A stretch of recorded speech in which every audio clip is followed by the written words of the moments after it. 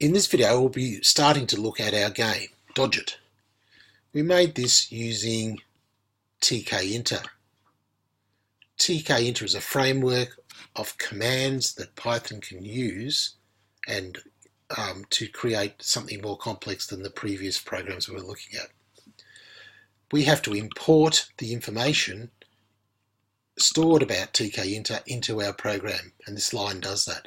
If we don't import it, then we'll get errors for some of the commands below because, for example, this one here, create text, because the Python doesn't know how to use that or to do whatever that means, or to follow that command, doesn't know how to follow that command unless we import these instructions on what it means. So it's like adding a dictionary of meanings to our program for Python. We also need to tell Python how to do random numbers. So I'm importing everything from the random number framework. And because I felt like making just a little simple noise in it, I've imported OS because we're going to make it do a beep at some stage. So this bit at the top is really just saying, here are some things that you need to know, Mr. Python, if you're going to run your program. If this program is going to run, it needs to know these things. It needs to know how to do what tkinter does, it needs to know what random does, and it needs to know something about operating systems to do the beep. Okay, the next section is to do with what we call initialization. So when the program first starts, it starts at the top and works its way down. So after it's imported all these things that it needs to know about, it's going to create a page. I'm calling this page game page. We could call it whatever we like, but I've decided to call it game page because Dodge It is a game. And the type of page is called TK. That's just something that you do when you're using tkinter. Next, we're going to have some global variables. They're variables that we're going to use throughout the program. Now, while this is not good programming practice really, for our purposes, it's going to make our program easier to understand. Our first variables are imove, which we're putting 0 into, and imove x and imove y, which we're putting 0 into.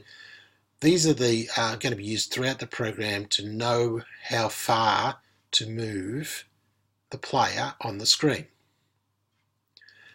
And the next thing we need to do, we've got here is the score. So iScore is being used to keep track of what the score is, how many points you've got. And iMoves left is being used to decide how much time's left in the game by how many moves you've got left. We're starting off with 600 as being the starting point, and that's going to decrement or get less as the game goes along until it gets to a point where it's 0, in which case the game will stop. So these variables are used throughout the game. How far to move the player around, which direction basically, that we can change these to different numbers to make it move in different directions, what the score is, and how many moves are left. So at least the game's got a bit of tension. Now, the next section is creating some objects. Objects are things that we can put in our program that know how to do certain things, and we can just use them to display or do certain functions that we want our program to do. The first thing we're creating is a canvas. That's somewhere to draw things. Game page is the page that the canvas will be put on. So like an artist, we need a canvas to draw on, and it's going to be on our page, game page, which is what this is saying. The background color is going to be blue, the height is going to be 350, and the width is going to be 300. You can change those to whatever you like, but that's what we're using. Now, the next line here says to create a rectangle. So that's a new object. It's going to go from 0 to 0, 300 to 300, and it's going to be filled black. So while the page starts off blue, we're now drawing a black rectangle on top of that. Let's have a quick look at what that looks like by running the program. So here's our black rectangle, and here's what's left of the blue rectangle after the black rectangle got drawn on top of it. Next, we're going to create some text. This one's going to be called sPrompt. This one's going to be called sPlayer, sTarget, sScore, and sPom. And they're just places to keep some information. Prompt is we're using this as a place to write something that we want the player to know. The first thing we're telling them that they need to know is to use the arrow keys. sPlayer is a text, single text character, which is an X to start off with, and that's going to be the player, and that's going to move around on the screen. T is the target that we're after, and we go there to score points. Score is where we're going to score the string value of the number that is our score. So as the score changes, we'll update the score on the screen. So this string will be shown on the screen, but this is the variable where we store the number. So you notice I've got I in front of score, I for integer. Integers are whole numbers. So we're storing whole numbers, the score of the player, and then we're going to display it as a string on the screen. We need to display it as a string if we're using a text object, and so this str will change the integer into a string so it can be stored in the text of the object. The last part is just this pipe character or a line that we're using to be the bomb. So we're going to store that character as the bomb. Now, next we've got a whole bunch of functions. Functions are things that the computer programming Python will see as it comes down, but not actually do. So while these commands at the top are going to be done, so the canvas will be created, the rectangle will be created, these texts on the screen will be created, these things are not done as the computer comes through. They're not processed. What the computer programming language Python is doing is saying, all of this is something I need to do later. And I will do it later when I receive this command, left key. There are a whole bunch of functions. This function here is what the computer will do when we tell it right key. Down key for this one, up key for that one.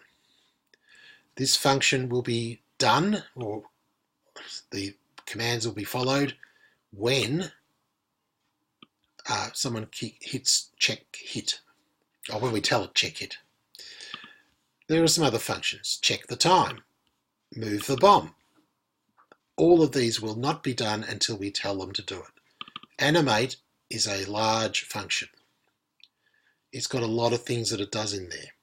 We were using this to make the picture animate, change from cross to plus and cross, and to do other things.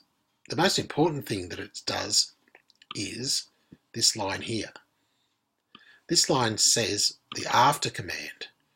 That means after 100 milliseconds, which is a tenth of a second, the program should come back to animate. So the effect of that is that 10 times a second, your program is going to come here and go through this list here of commands.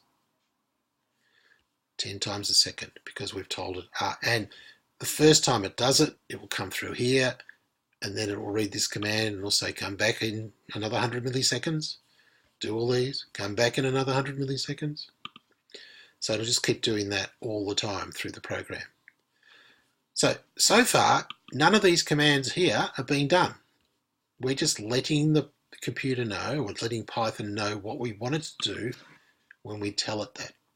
So when we tell it left key, come here. When we tell it animate, come here. So it knows how to do those things before we tell it when to do it. So let's go down a bit and see what's next. The next thing we've got is Cpac. This is just how Python puts the screen together. We just need to put that in there. There are other ways of doing this, but for our purposes, we just need to have it there so Python knows how to pack the screen objects onto the screen. This one here, I'm giving the focus to the canvas. That means when we press keys, the canvas will be given those keys. If we don't do that, then pressing the key might not actually do what we want it to do. The next one here, bind, is saying if someone presses the left arrow key, jump back up to our function left key and do whatever's there. follow the commands that are in the function left key. If someone presses right arrow, go up and do what's in the right key. Up arrow, go and do up key. Down arrow, down key. So every time someone presses a key, this is saying to Python, this is what you have to do. So again, none of this is going to happen until you actually press a key. This is just letting Python know what to do. So when someone presses the left arrow key, jump up to left key. Where is it? There it is there. Do those things, then come back out again. So as Python is going through all these things that it needs to set up, we finally get to something where we're telling it to do something.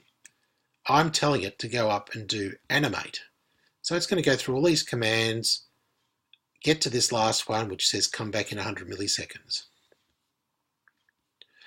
After it's done that, it will come down to game main loop. Now, main loop is the part of the program where the computer spends nearly all its time sitting there waiting for something to happen. Every 100 milliseconds, it's going to jump up to animate and go through all the commands that are in animate, and then come back here again. If we press a key, it'll go to one of these functions and then come back here again. So because computers are very fast at doing all these things, it's going to spend most of its time sitting here waiting for us to tell it what to do. Jump up and do something, come back. Jump up and do something, come back. Let's see it in action. So when the program runs, you can see there are things happening because the program is jumping up to those and doing it. If I press an arrow key,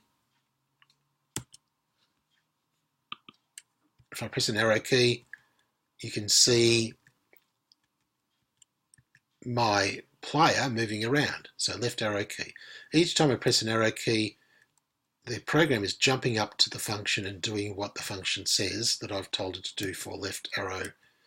You can notice that as we're moving around, sometimes the prompt that we've got here is being changed. There is a bomb falling down. Here is a target that we're aiming for. These are things we put on the screen earlier in this program.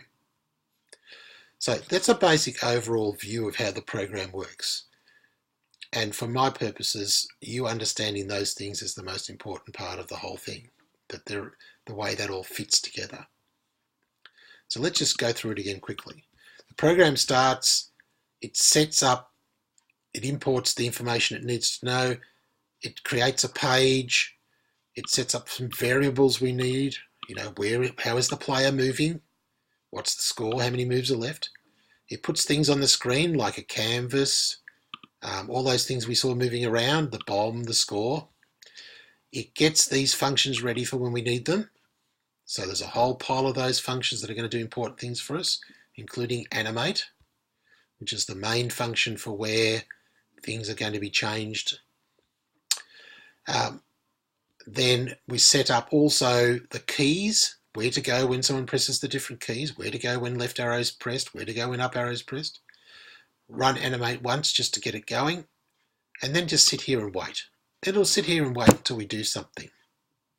In the meantime, every 100 milliseconds, it'll jump up to animate, do whatever animate says, jump back down to here.